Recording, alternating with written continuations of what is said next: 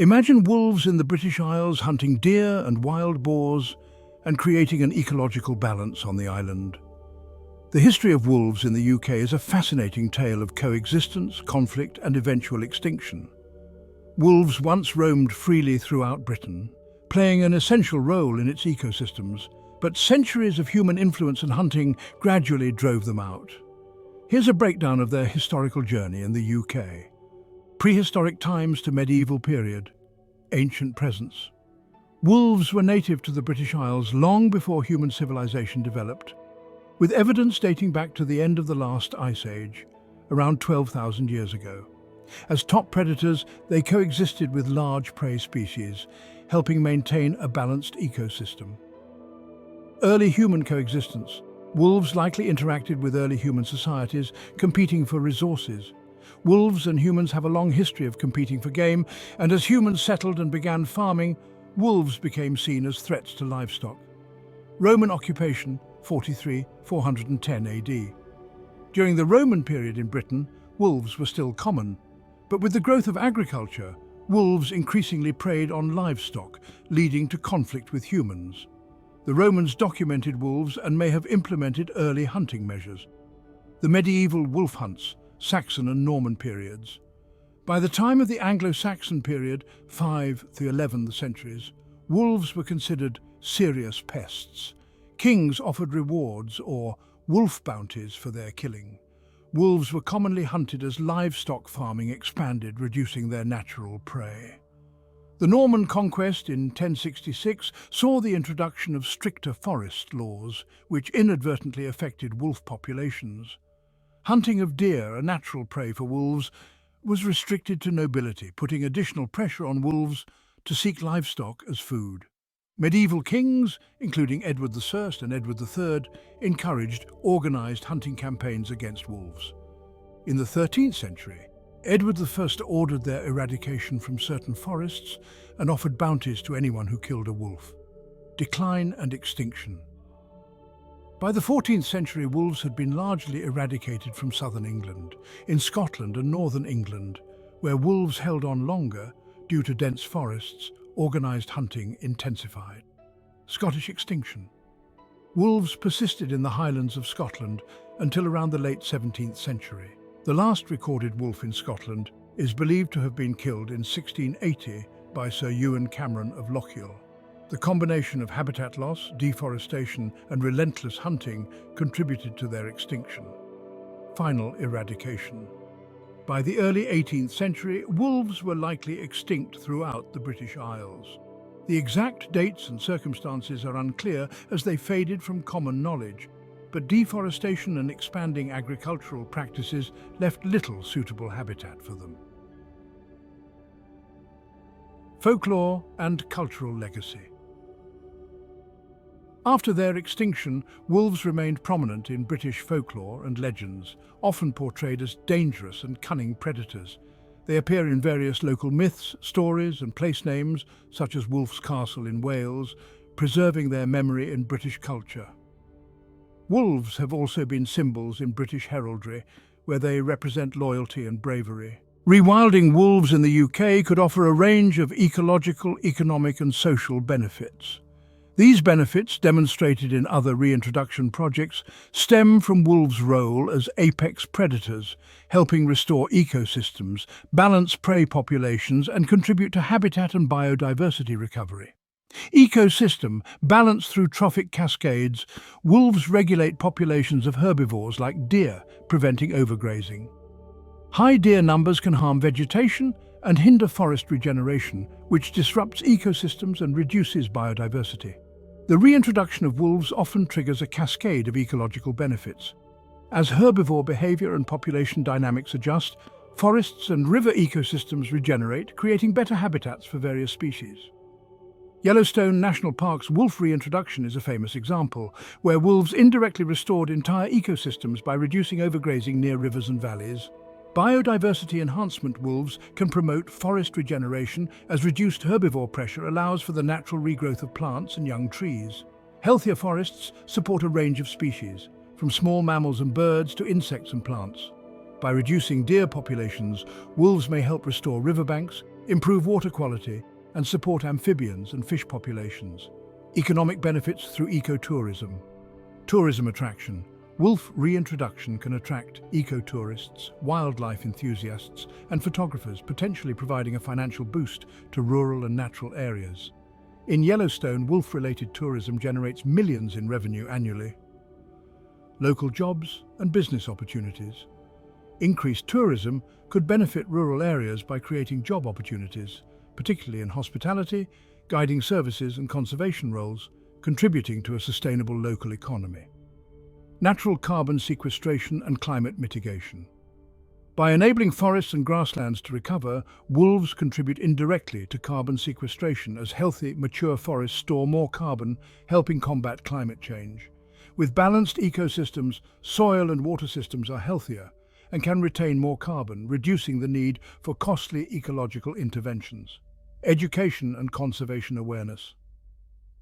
The reintroduction of wolves could be an educational opportunity, raising awareness about the importance of biodiversity, predator-prey dynamics, and ecosystem health. Successful rewilding projects engage local communities, create conservation advocates, and foster a deeper connection to the natural world, increasing public interest and support for environmental issues. Cultural and heritage significance, reviving historical ecology.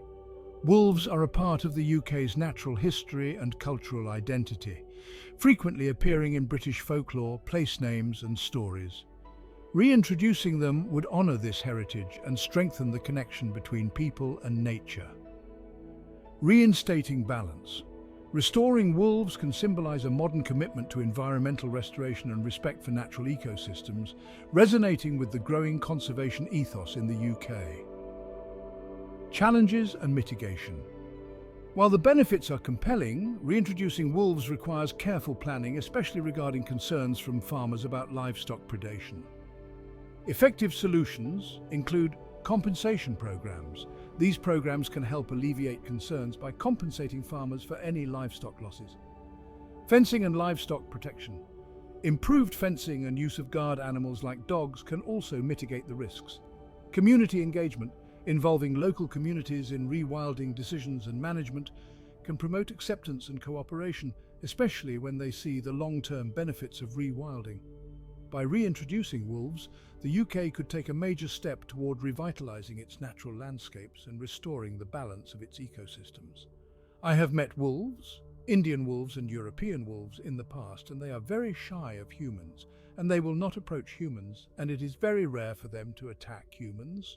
Wolves are really important animals for the ecosystem and balance in nature. I really hope they will be brought back in the future, and now we'll continue to explore. Rewilding wolves in the UK would involve choosing remote, ecologically suitable areas with low human populations, large open landscapes, and sufficient prey to support wolf populations. Here are some areas in the UK that are often discussed as potential rewilding sites for wolves. Scottish Highlands. Why it's suitable. The Scottish Highlands is the most frequently proposed location for wolf reintroduction. This area has vast tracts of land, relatively low human populations, and a growing wild deer population that wolves could help manage. Ecosystem benefits. The highlands have seen habitat degradation and deer overgrazing, which prevent forest regeneration and damage peatlands. Wolves could help control deer numbers, allowing woodland to naturally regrow, promoting biodiversity and improving water retention in soil. Challenges. Local opposition from farmers concerned about livestock safety is common.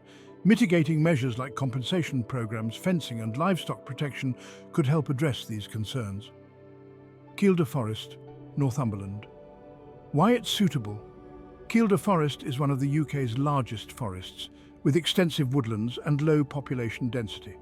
The forest is home to abundant deer, which would be a natural prey source for wolves. Ecosystem benefits.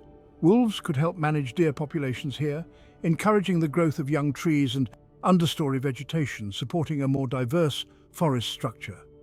This would also provide better habitats for other wildlife such as birds and small mammals. Challenges. Kielder is near agricultural areas, so there could be potential conflicts with farmers, although Kielder's dense woodland could serve as a natural buffer to limit human-wolf interactions. Cairngorms National Park, Scotland. Why it's suitable.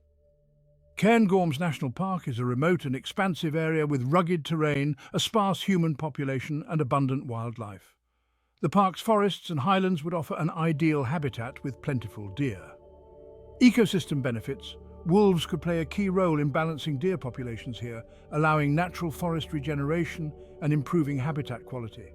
This would benefit biodiversity and even boost ecotourism. Challenges. Similar to the Scottish Highlands, local resistance and livestock management are concerns, as well as infrastructure to support long-term monitoring and community engagement. Snowdonia National Park, Wales. Why it's suitable. Snowdonia has large open areas and a well-protected national park, along with a significant deer population. With its unique rugged landscapes, Snowdonia could benefit from a top predator to manage herbivore populations and improve ecosystem health. Ecosystem benefits.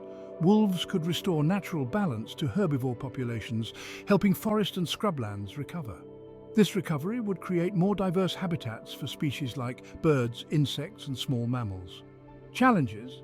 Public opposition and concerns about livestock predation are challenges here, as many sheep farms operate in the region.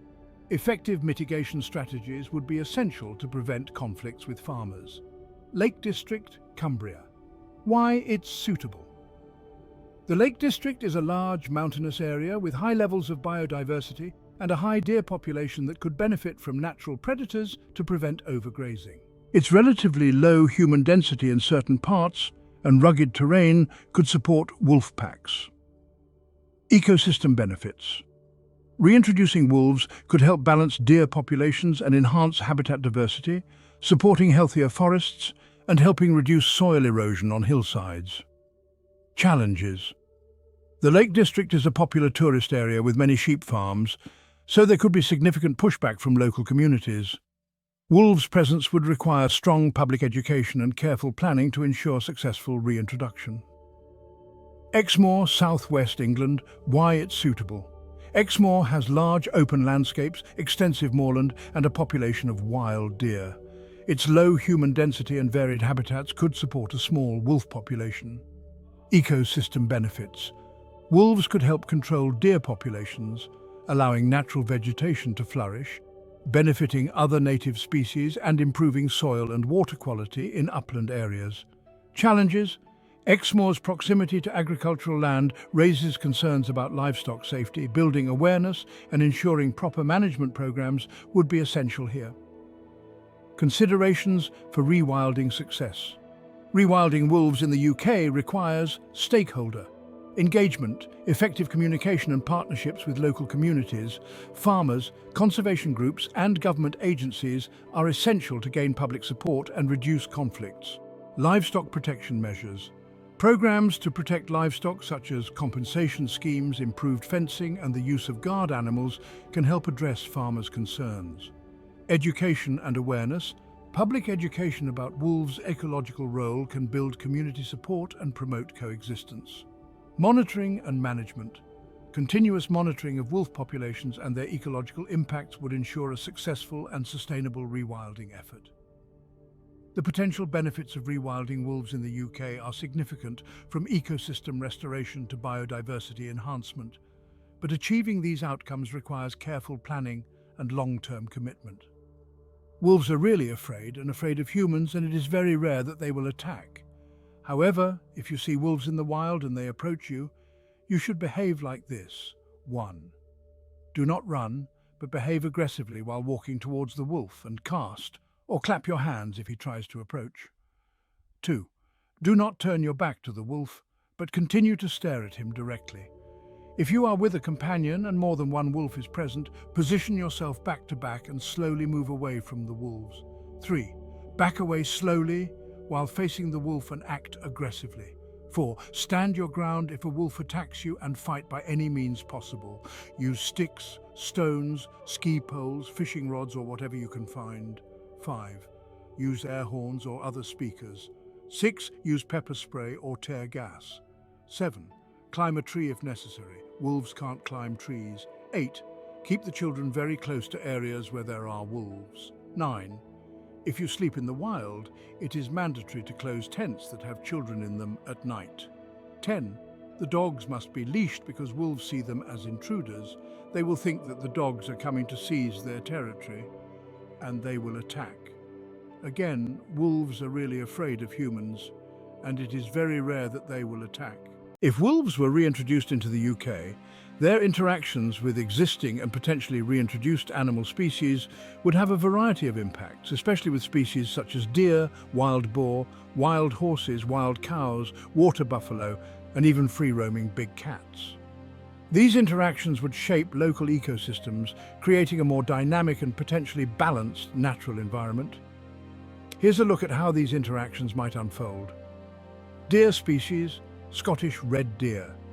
As one of the UK's largest herbivores, red deer could experience the most significant impact.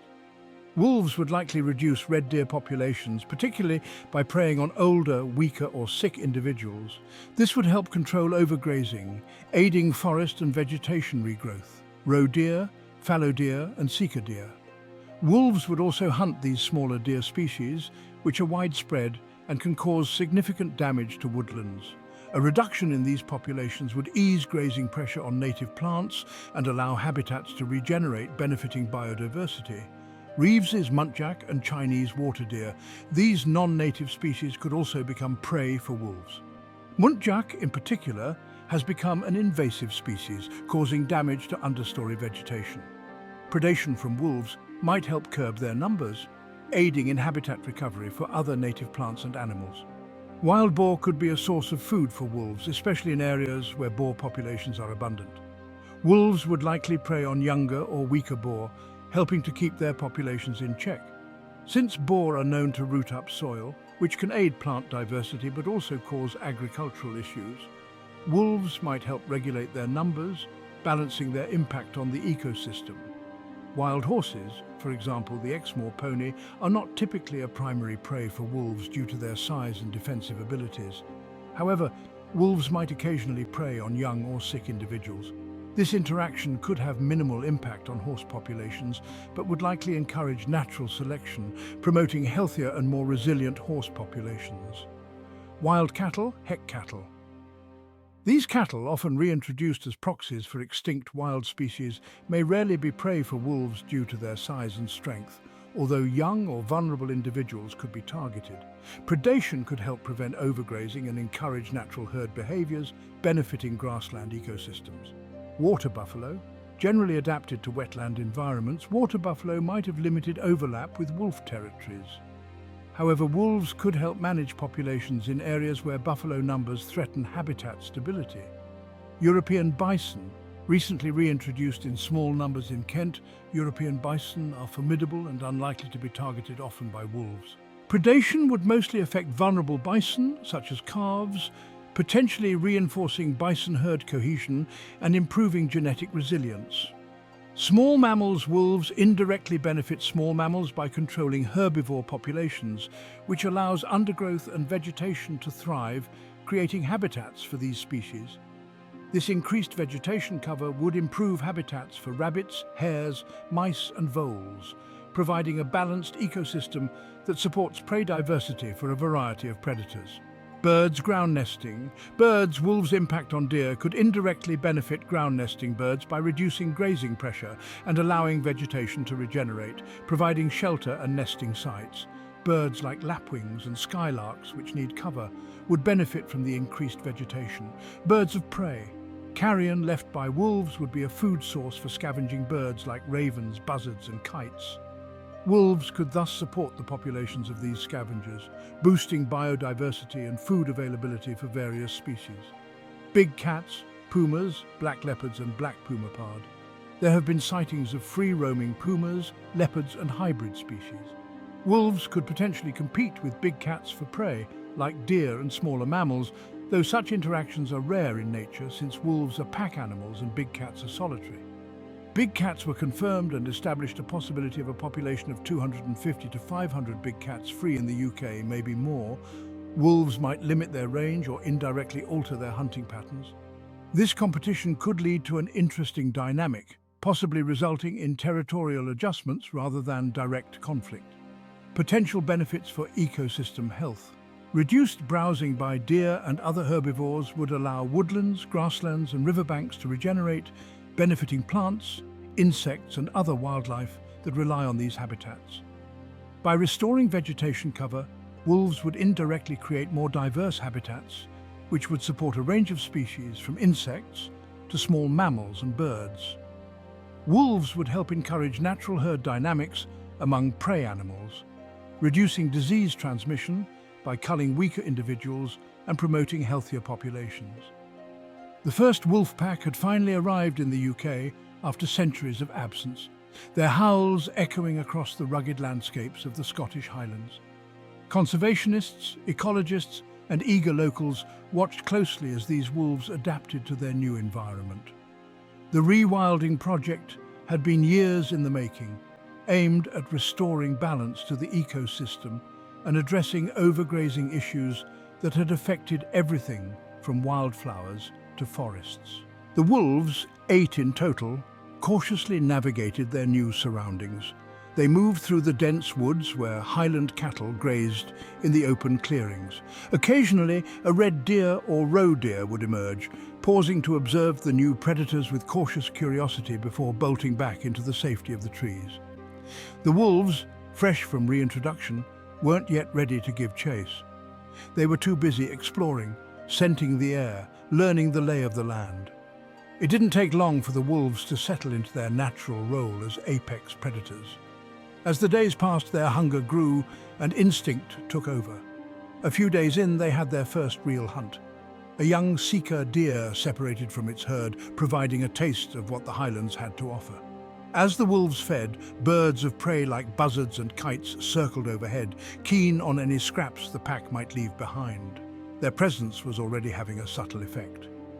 The deer, long accustomed to browsing wherever they pleased, were now more cautious, choosing to move frequently and avoid open spaces. The changes in their grazing patterns were subtle but crucial, as over time it would allow forests to regenerate, giving small mammals and birds new habitats to thrive in. As the pack began to establish its territory, they marked their boundaries along a riverbank, a stream that meandered through hills blanketed with heather and bracken. Wild Highland cattle grazed nearby, unfazed by the new arrivals. While the wolves might occasionally consider a calf as prey, the mature cattle were formidable, and the pack learned quickly to give them a wide berth. Nearby, a solitary puma prowled. Sighted only occasionally, it had been a mystery of the Highlands for years, rumoured to be a descendant of a long-forgotten escape from captivity. The puma and the wolves acknowledged each other's presence, keeping their distance, avoiding conflict. The puma stuck to the high cliffs, hunting smaller prey, while the wolves roamed the forests below. As autumn descended, the highlands became alive with new sounds and scents. Foxes, usually the unchallenged hunters of small game, now had competition for rabbits and voles. The foxes adapted by hunting at dawn and dusk, steering clear of wolf activity. A symbiotic rhythm developed, balancing predator and prey populations. The wild boar, on the other hand, took advantage of the wolves' focus on deer. The boars remained largely nocturnal, scavenging and foraging when the wolves were least active. By digging through forest underbrush, they helped clear space for new growth, inadvertently contributing to the ecosystem's regeneration. Over time, the landscape began to show visible signs of change. With reduced deer numbers, young trees began to flourish, and riverbanks, previously stripped of vegetation, started to regenerate. Waterways cleared and ran cleaner, benefiting amphibians, fish, and insects that thrived in the newfound stability. Bird species like skylarks and woodpeckers, once struggling due to overgrazed woodlands, found a resurgence. Small mammals like hares and voles thrived in the newfound cover, while larger birds, including owls and buzzards, benefited from a balanced ecosystem with plenty of prey. On a misty morning, the wolves encountered a mysterious black leopard that had been sighted in the area for years. The leopard was cautious but confident, observing the pack from a distance. The wolves held their ground but didn't approach. Both animals understood the unspoken boundaries. The leopard, unlike the wolves, was a solitary hunter and posed no real threat to their territory. Over time, the animals coexisted peacefully, each filling their own niche within the highlands. 2 years after the reintroduction, the highlands had transformed. The wolves' influence had reshaped the behavior of deer herds, which now grazed more sustainably. The forests had thicker canopies, and ground-level vegetation had returned. With wolves keeping herbivore numbers in check, habitats that once struggled were flourishing, benefiting an array of species, from songbirds to wild horses, whose herds had grown more stable and strong. The once skeptical locals had come to embrace the wolves, observing the positive impact they had on the landscape. Conservationists were thrilled, and ecotourism began to bring new life to the rural communities. In the shadow of misty peaks, the wolves thrived, their howls blending with the timeless sounds of the highlands, a testament to the power of nature when given the chance to heal. As we've seen, bringing wolves back to the UK could help restore our landscapes, revitalise ecosystems, and bring balance to the countryside. But rewilding wolves isn't just about returning an apex predator. It's about reimagining our relationship with nature, learning to coexist with our wild neighbours and preserving these natural habitats for future generations.